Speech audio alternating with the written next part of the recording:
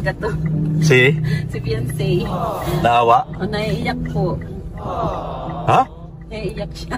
Kanino? Naawa doon. Naawa siya? Oo. Grabe. Wala eh. Pinasok niya yan eh. Nakakaawa nga siya. Ano guys, naawa si Beyonce. Kaso itong matanda kasi ayaw tumigil eh. He has to pay the price. Huwag ka lang umiyak. Naawa siya. Grabe kasi. Ano guys, naawa si Beyonce. Kaso itong matanda kasi ayaw tumigil eh. He has to pay the price. Ano niya kasi, yung pinagsasabi niya kasi hindi niya inisip eh. Oo nga. Dapat inisip niya yung bata. Ano niya, di bali sana kami na lang pagkulang. Okay lang naman kung tayo lang. Nga, kaya natin. Ako nga, tumatawa lang eh. Kami nga, kaya namin kahit anong sabihin sa amin. Kung ano-ano. Ha? Okay lang din po ito.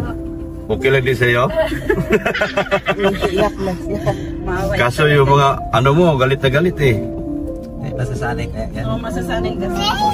Tingnan mo si Kurbal at sinabihan niya, wala nga ang nagawa. Puro lang ay salita. Oo.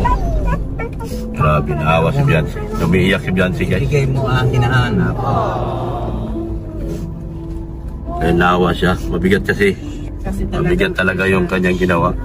Na ano talaga siya. Para magkaroon man ng konting leksyon siya na hindi Leksyon. na umulit. Kaya nga. Ito ay inilagay na natin siya sa tama. Pati kasi yung mga Oo, pati yung mga baser nila kasamahan niya. madadamay din Kaya niya. mag-ingat-ingat yung mga nagko-comment kasi pwede padala. Pwede yun idagdag dun sa Oo. hindi lang yung nag-live na yun ang makakasuhan, pati yung mga nagang comment na yun ang kasasama. Kaya nga. Kasi hindi man sila inaano, bakit pati sila nang babas. Ka na umiyak. Tingnan ka lang.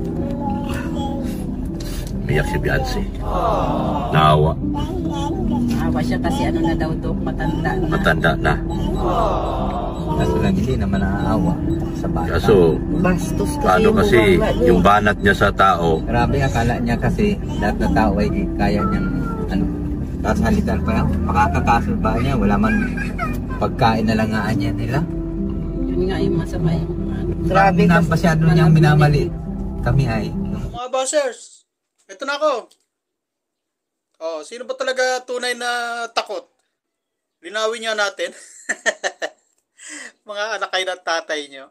Pinapalabas yung tatakot ako sa inyo. Eh, ito nga gustong-gusto kong laban. Matagal ko na gusto ko yung idemanda nyo ako para magkaharap-harap na tayo. Tapos ngayon, papalabasan yung takot ako. Ano kayo, ha? Sino takot? Sino duwag? Ako? O kayo? O sila? Bakit sinasabi nyong ako ay takot? Bakit? Sino may sabi sa'yo takot ako sa demanda nyo? At sinasabi nagtatago ako? Ito, imbis na nagpapahinga nga ako dahil katatapos ko lang mo, buti, kakakain ko lang. Dapat yan, nakahiga ako ngayon, nagpapahinga eh. Eh, baka isipin nyo kasi, tatakot ako, kaya napipilitan tuloy ako mag-live dito eh. Ba't ako matatakot sa inyo? Sino ba takot? Oh, linawin natin ha. As title ko yan, linawin natin. Bakit ngayon ngitin tagumpay kayo? Ginamit yung gobyerno, magdidemanda kayo, gamit ang gobyerno. Bakit? Hindi nyo ba kayang lumaban sa social media? Ha? Apat kay Beyonce. Tapos kay grabe dami itong kaso na ito. Umabot ng baka abutin 15 counts ito. akin, sinabihan niya. Hindi dyan. Para sabong, para ino. Hindi dyan. Kabila kuya. Kabila. Oo nga. Ano yun sa'yo eh? Cyber, tapos libel, tapos slander, unjust vexation. Dami nun. Lahat na pintas. Tapos malicious mischief pa. Pwede kayong papasok ng bawat isa, tag-apat na kaso. Kasi ano to, talagang ano eh. Papalaki lang daw ako lang dyan. Alam niya. Ano, cyberbullying yun eh. Nakikita niya yung gawa ko. Parang kilalang kilala.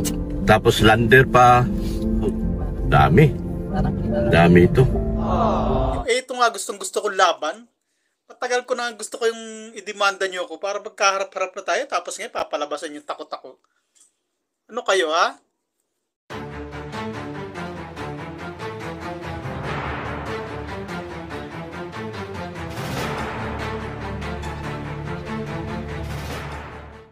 Na imbis na magpakumbaba ka, na imbis na itama mo yung mali mo, na imbis na ayusin mo ang buhay mo, nagmamataas ka pa. Dinadagdagan mo pa yung pride mo. Bakit? Para sa sarili mo? O para dun sa iba? Na ayaw mong mapahiya sa mga tagapanood mo, sa mga advisor mo, pinanindigan mo na lahat, kapalit ng buhay mo, kapalit ng kahihiyan mo, kapalit ng reputasyon nyo. Lahat yan, tinapon mo. Kaya nga naawa sa'yo si Beyonce, naiiyak eh. Sabi ko nga sa'yo, kung yung bata lang masusunod, no, kung hindi mo lang din sinaktan ng kanyang mga magulang, okay sana. Baka maiatras pa yung demanda na yan. Kasi naaawa nga siya sa'yo. Nandoon pa rin yung respeto ni Beyonce. Yun yung binalahura mo ha. Yung minor de edad na yan. Ikaw pa rin ang tinitignan. Ikaw pa rin ang inaalala. Ano kaya mararamdaman mo? O baka naman magagawa ka pa ng istorya. O scapegoat na naman. Sasabihin mo, kaya naawa sa akin yan. Ayaw naman talaga ako idemanda. Ang nagsulsul naman kay Beyonce para demanda ako, sila Kuya Ban. Hoy, dinimanda mo ko no? Hindi mo ko kaya. Di ba ganun ang sasabihin mo? Na imbis na intindihin mong maigi, buksan mo yung isip at puso mo at aminin mo nagkamali ka, na sumobra ka, tapos na sana ang usapan. Tapos na. Ngayon, nasa konsensya mo na lang yan. Kung babanatan mo pa si Beyonce at ang kanyang pamilya pagkatapos mong madinig yung sinasabi nila na naawa sa'yo yung bata, si Beyonce, sa kalagayan mo. Hindi ko alam ha. Kasi kapag nangyari yan, na wala ka na talagang pakialam, wala kang nararamdaman dun sa simpatya sa'yo ni Beyonce, ewan ko na lang. Baka kailangan mo nang magpatingin o baka kailangan mo nang tignan ng iyong sarili. Magmuni-muni ka. Baka hindi ka na tao. Tatang Federico. Ganang umiyak. Tawa siya. Grabe kasi.